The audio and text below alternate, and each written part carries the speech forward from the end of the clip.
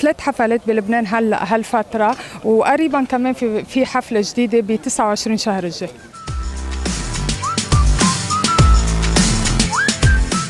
المخرج سيزار قالنا انه ستيفاني هي النجمة العربية المقبلة، هل يعني كان وقتها ردوا على كل الاشخاص اللي انتقدوك بمسلسل مثل القمر السيزون 1 واللي رجعوا ندموا بالسيزون 2؟ بدي اول شيء وجه تحيه للمخرج سيزر حاج خليل، لانه فعلا مخرج الاوضاع الصعبه اذا بدك او المهمات الصعبه اللي ما كان معنا بالتصوير وبضيق الوقت وبشو كان عم بيصير معنا، ما بيعرف قيمه اللي طلع على الهواء والناس حضروا. ممثله جوليا أسار اللي رح كون عم كرمها ومبسوطه كثير. بعد 15 يوم رح كون عم بلش صور مسلسل جديد رح يكون على شاشه الام تي في، رح يكون اسمه كارما من بطولتي وبطوله رودني حداد.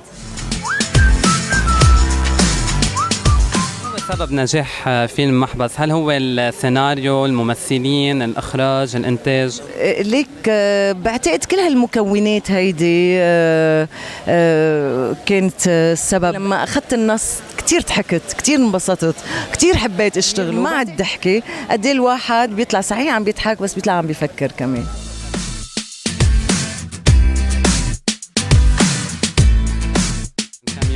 أي متى رح تجي الإنترنت سريعة؟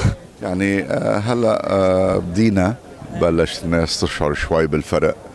قدامنا مثل ما قلت بآخر إطلالة إعلامية أنه إصلاح الشبكة ووضعها بمستوى جيد لنقدر نوصل خدمات الإنترنت لكل بيت بلبنان. هذا شيء مؤقت ومرحلي.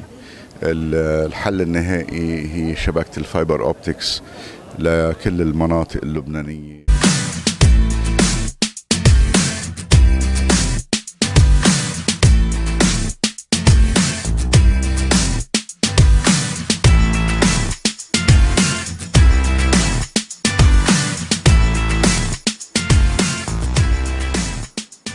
بس مثلت بغمضة عين، في كتير ناس انتقدوا قالوا انه ما مثلت منيح.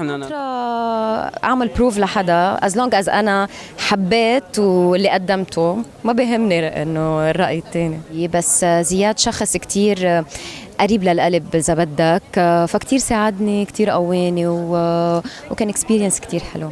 هلا عم بقرا فيلم كوميدي. انا مهضومه بكون فهالمره بطلع مهضومه.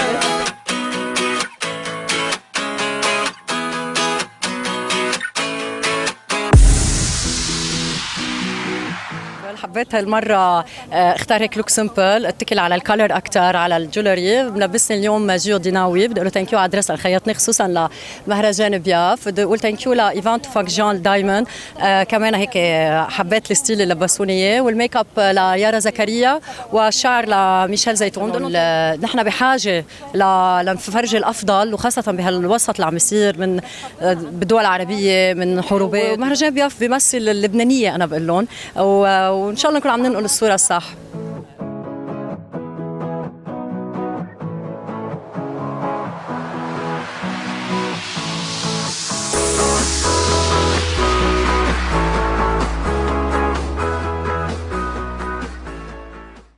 هل رح نشهد عودة للسياح الإماراتيين على لبنان قريباً؟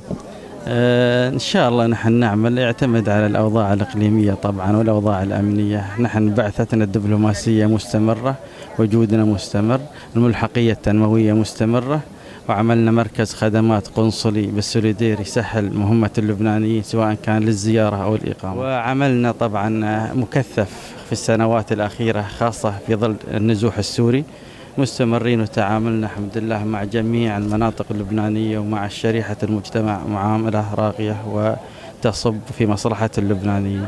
حفلات موسيقية نفرح كلنا سوا، نحن بموسم صيف نظهر ونزين الدنيا، وخصوصا دارج الورد بهالوردات جديدة.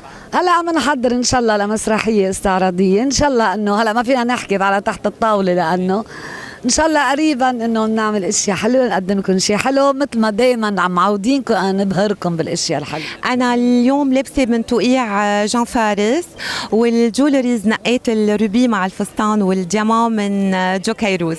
عندي تحضيرات بروجرامي الجديد، تأخرنا شوي لأسباب أنا خاصة فينا يعني أسباب عائلية، وعندنا كمان مسلسل بس لازم البروجرام يسبق المسلسل. الإعلام مملكتي وصار وقتها فإن شاء الله بروجرام جديد يعني لازم يعمل بوم ومفترق ببرامج التلفزيون.